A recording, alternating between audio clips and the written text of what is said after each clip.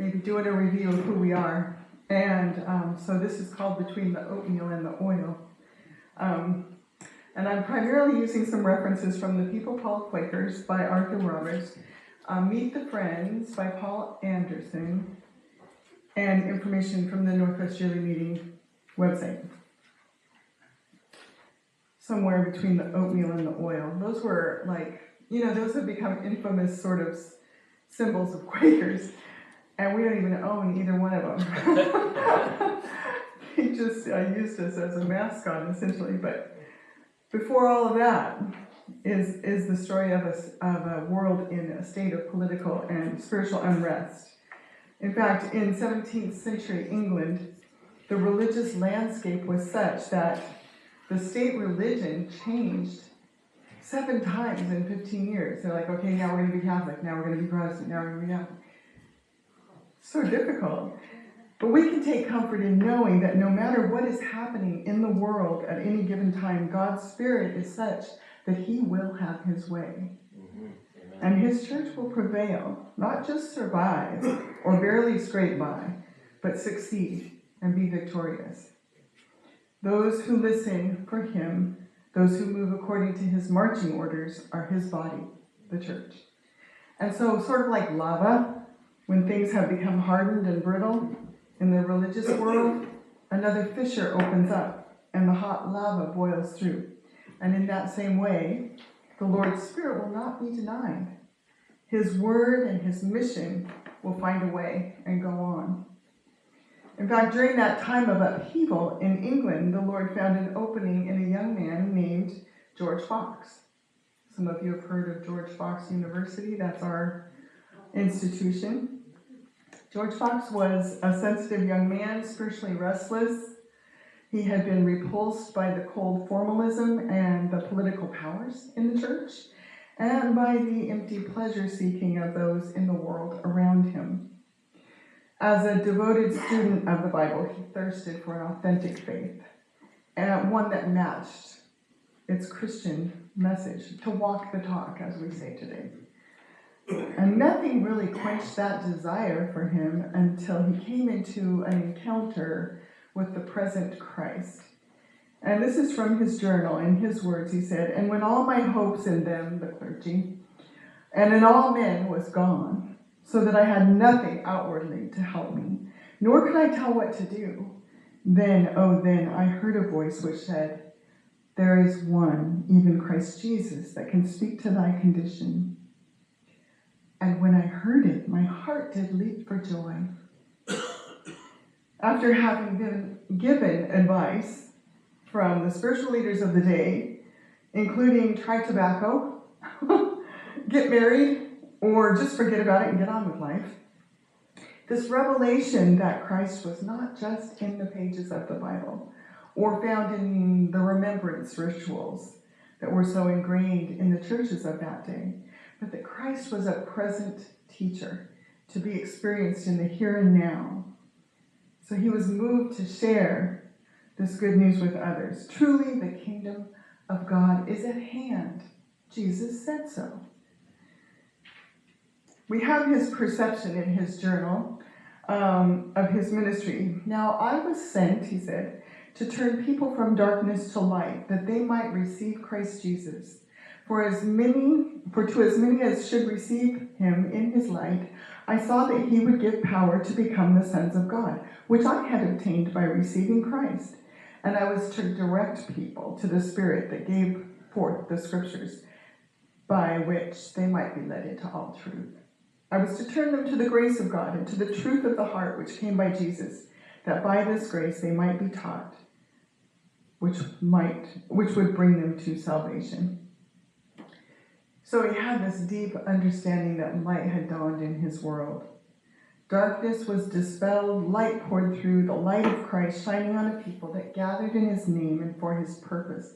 There was actually quite a vigorous renewal movement that ensued, the Quaker Awakening, with its challenge to official religion. And it constitutes one of the great revivals of the church. And the message was that of trusting in the power of the Lord, not the government authorities or state-appointed preachers. This movement was a people gathered to Christ in vital, pure, and holy worship, witnessing the good news of Christ's kingdom and just fervently spreading the gospel to all who would listen.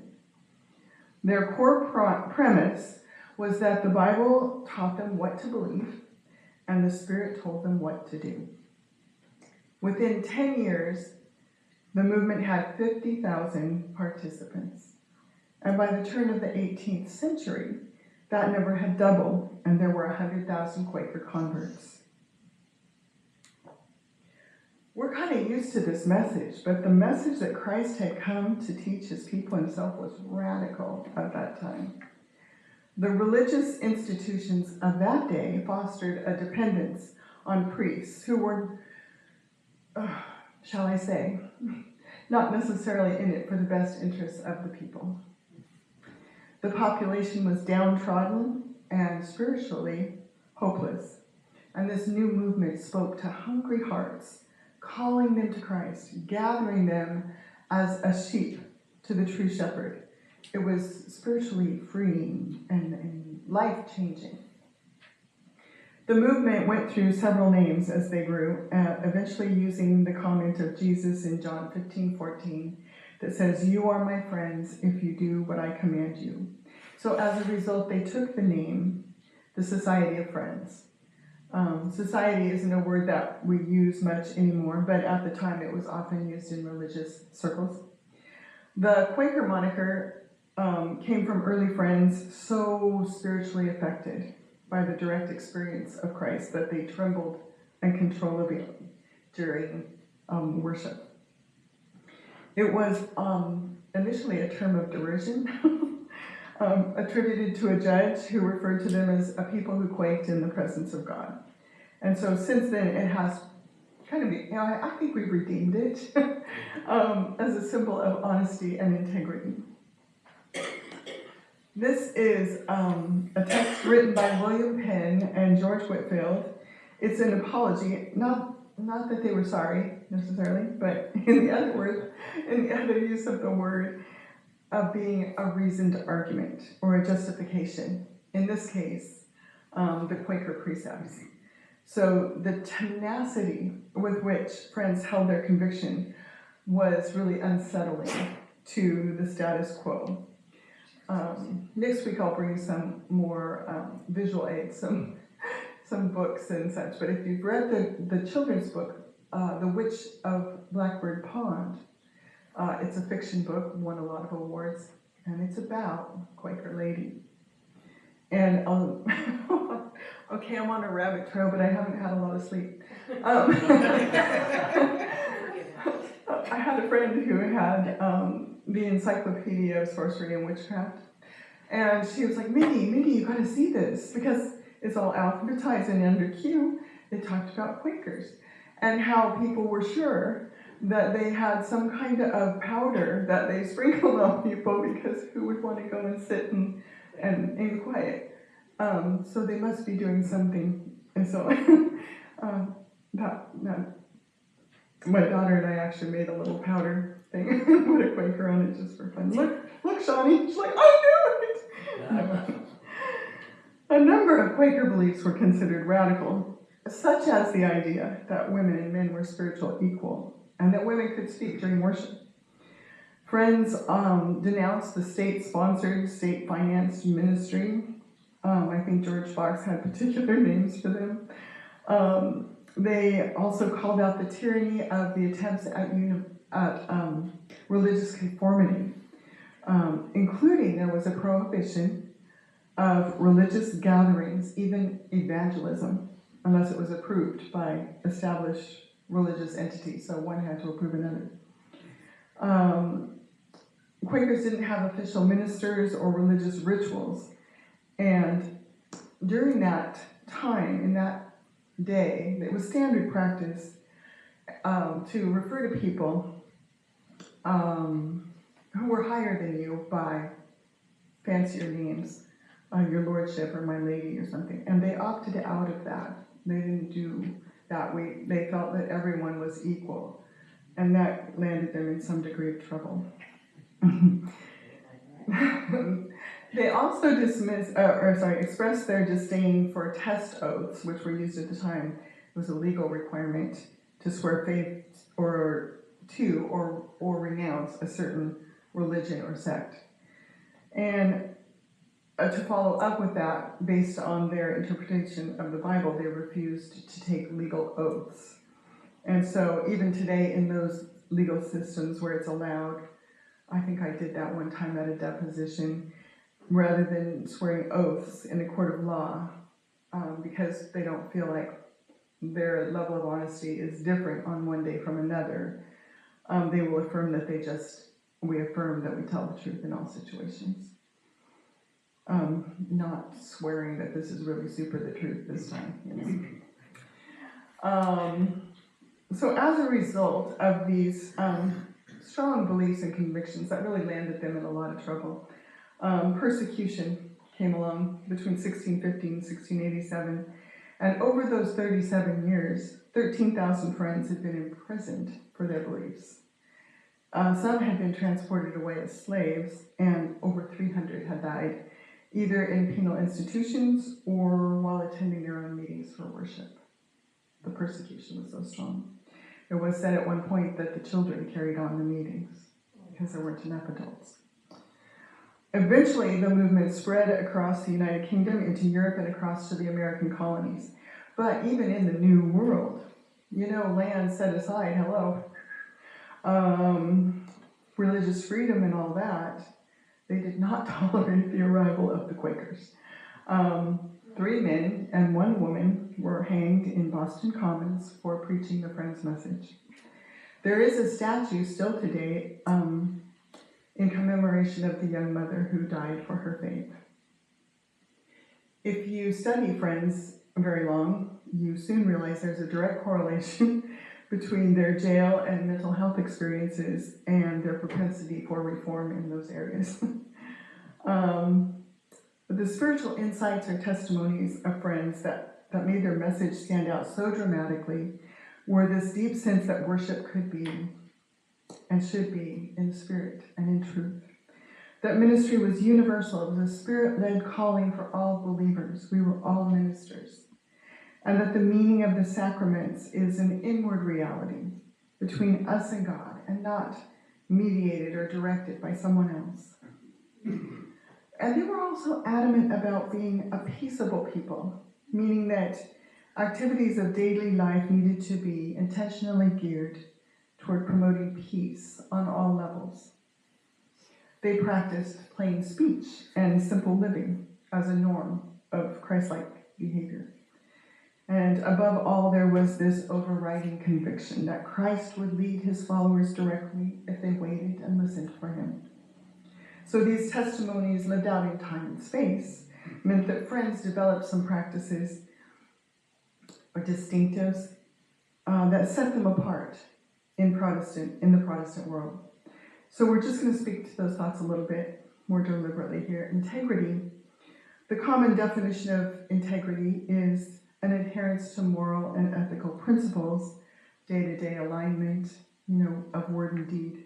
There's another level, though, that we could look at, more encompassing, maybe more powerful, and that is integrity defined as wholeness.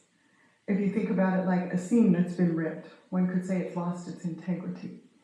When life is whole, when our belief system feeds our life choices, we can say that life has integrity. It operates out of congruity or wholeness. Practically speaking, since a high value was put on truth and honesty, that overflowed naturally into their business practices. So Quakers were the first to put fixed pricing on their goods based on their assessment of value. And bartering was the rule of the day, and so that provided some folks, an advantage in the marketplace. Some people are better at that than others. But with fixed pricing, a child could be sent to the store and not be taken advantage of. I affirm. Okay. So in line with that testimony of honesty, Friends refused to participate in a situation that required them to swear or put forth an oath of any kind. They felt like their word was their bond. and that was all that was needed. And for their conscience, they implied that they spoke or acted in ways that were not going to be operating on different levels of honesty.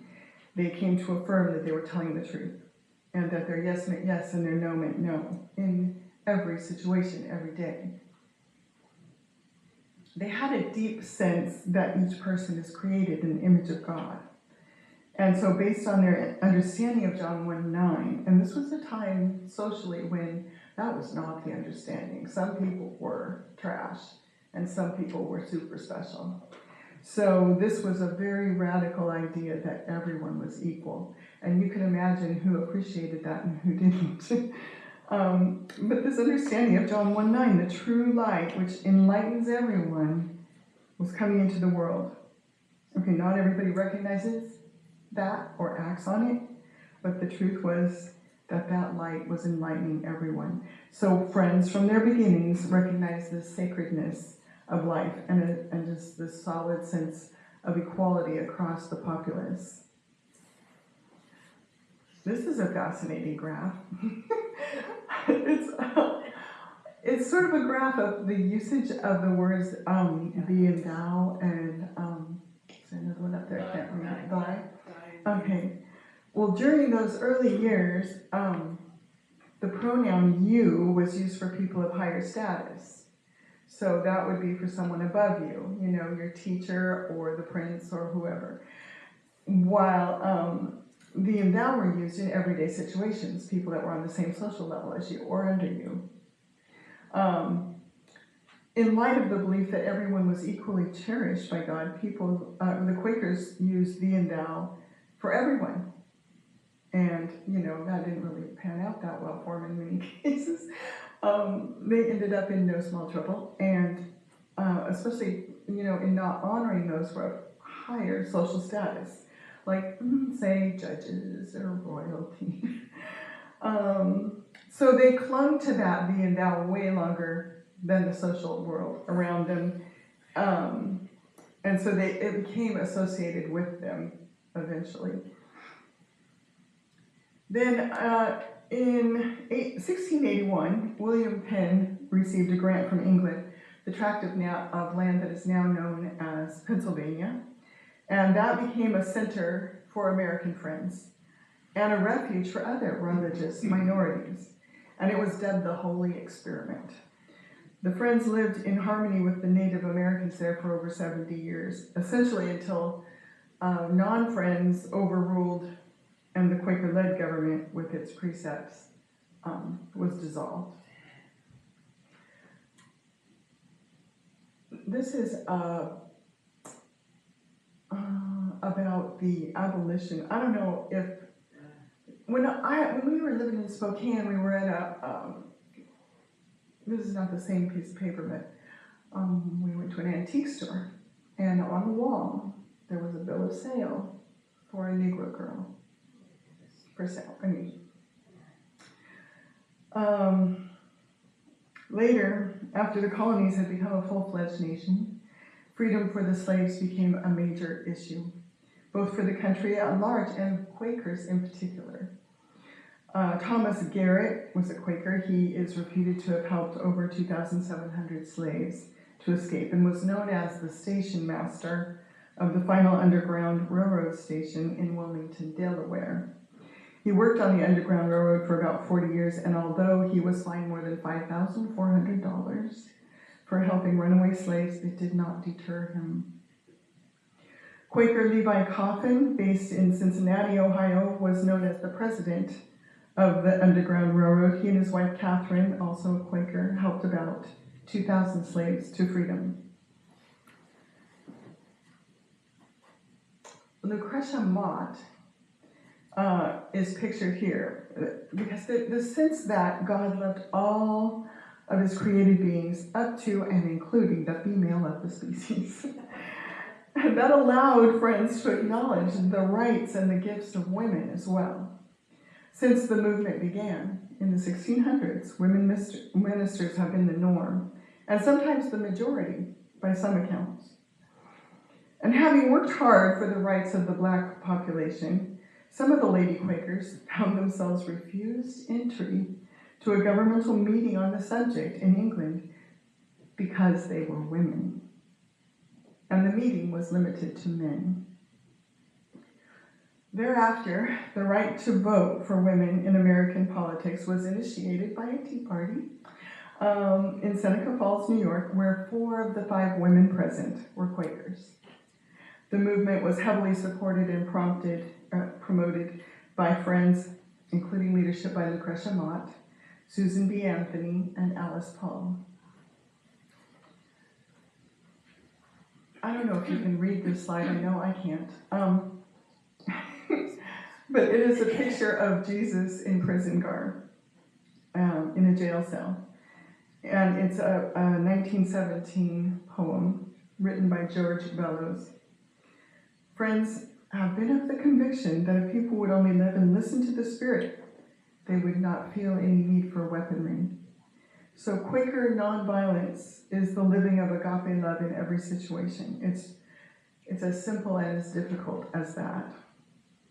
And unless we think, oh, well, they have this, I don't know, some kind of hippie flower thing going on. If we think that they came by this testimony without any consequence or repercussion, we might notice that George Fox himself was under notice that he would be released from prison if he would assume the post of captain and lead a troop of Commonwealth soldiers against the Royalist contingency. And he refused, saying, I told them that I lived in the virtue of that life and power that took away the occasion of wars. So he spent another 6 months in the dungeon, convinced that the peace of Christ cannot be accomplished by violence of any kind. So Quakers believe that nonviolent confrontation of evil and peaceful reconciliation are always superior to violent measures. It doesn't mean that Quakers are engaged only in passive resignation. In fact, they often practice passionate activism. They have engaged in the peace testimony by protesting against wars, refusing to serve in the armed forces, seeking conscientious objector status, and even participating in acts of civil disobedience. Some friends regard the peace testimony in an even broader sense and will keep their income low so that they do not have to pay into a fund that goes to the military. Or they will hold back that which goes to the military until the government comes to get it. So now this is not absolute to all Quakers, and we recognize that. There were friends who fought in World War I and World War II. Dan fought in the Vietnam War. But that's the testimony. The Religious Society of Friends was awarded the Nobel Peace Prize in 1947 for Friends' work to relieve suffering and feed many millions of starving people during and after both world wars. Even in more peaceful times, Friends found ways to act out their faith and for the betterment of the world. There's a prison picture here. They were often arrested, as you might imagine, and they were either sent to prisons or to mental institutions for treatment and reform. Their crimes were usually blasphemy, public speaking, refusal to swear oaths, and disturbing the peace, among other distressing behaviors. Quaker reform efforts focused on the atrocious conditions that were present in prisons and jails. In the early 18th and 19th centuries, in both England and the United States, prisoners were held in large rooms, 30 or 40 of them together. Prisoners had to pay fees for their food and for all their services, including unlocking their irons so they could attend their own trial. When a Quaker died in York Asylum in England, William Tuke was invited to visit and was appalled by the squalid and inhumane conditions that he found there. And he appealed to his fellow Quakers to revolutionize the treatment of the insane, and in 1796 opened the York Retreat for the care of the insane. This was the first of its kind, and it pioneered new and more humane methods of treatment, including removing the inmates' chains, housing the mentally ill in a pleasant environment with decent food, and adopting a program that involved the therapeutic use of occupational tasks. Mr. Tuke's model of care was known as moral treatment, and in keeping with the Quaker testimonies of equality, the mentally ill were accorded the status of equal human beings to be treated with gentleness and respect. And similar models of care for the mentally ill followed in other parts of the world. This particular picture is of the women prisoners that friend Elizabeth Fry encountered at Newgate in London. They had inadequate clothing and bedding for themselves and their small children, who were frequently jailed with them. Fry organized a society to help women prisoners school their children and make their own bedding and clothing. And by the 19th century, early on, there was a great deal of sympathy among Quakers for a healthy, reformative prison system, and Quakers would play a leading role in the development of penal policy in this country. They believed that prisoners must be given space to reflect on their actions and to seek forgiveness from God. So penitence is where we get the term penitentiary. Penitence was considered the key to reform, that criminals could not be rehabilitated or restored to normal life unless they felt truly sorry for the crimes they had committed. Quoting from the webpage Massive Quaker Movement, most impressive was the Quakers' spirit of practical wisdom, of magnanimous patience and merciful indulgence. Efforts from these reformers were all the more remarkable when coming from a time when people generally championed the virtues of harsh punishment. So these ideas were coined back in the early republic and have been pertinent in shaping our nation today. In fact, when Dan and I went back to the National Archives in Washington, D.C., Quakers, as a group, this is where the Declaration of Independence is kept. It's in this like climate-controlled thing, bubble, and there's 2 security guards on either side, and at night it goes down into the floor and is completely sealed away. It's kind of a rotunda, and you go around and you see all these documents, and that's why it's called the archives, I guess. And so, as a group, Quakers were mentioned in 3 different documents on display. There were no other religious groups that were mentioned by name. It was very surprising, kind of impressive. This is a famous picture of a Quaker meeting. This submission and listening to the Spirit is where the love and the power blossomed and sprang forth in daily life ministry. I thought we could just look at a couple ways that friends have made their life's work resonate with their faith. Do you recognize the name of Charles Elmer Hyers? Hyers. He was born and raised in a Quaker family and went on to develop and market root beer, a non-alcoholic beverage for the working class. Okay. John Cadbury, we're coming up on Cadbury season. He had served as an apprentice in the tea trade, and then he saw the potential for cocoa powder and decided to open a factory. And then when the brothers, George and Richard, took over in 1861, they began to innovate. They improved the method of extracting the butter so they didn't need any additives. And they began using marketing slogans.